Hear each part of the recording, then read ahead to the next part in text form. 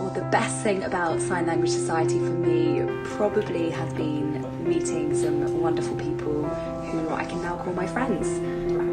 We've got a couple of games to hopefully get us chatting, and don't worry if like me you're not very fluent in sign language. When I first went to the freshman event of Sign Language Society, I found the language very interesting.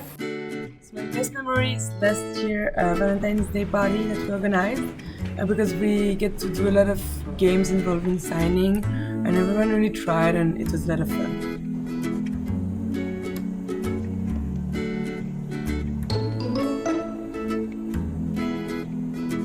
Learn a new skill that would help me in my prospective career as a teacher.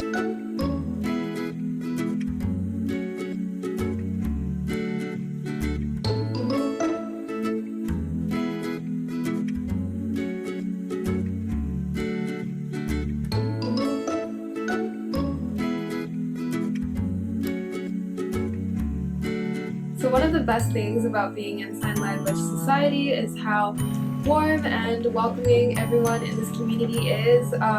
Whether you're learning sign language or you want to know more about deaf culture or you just want to meet more new people in general.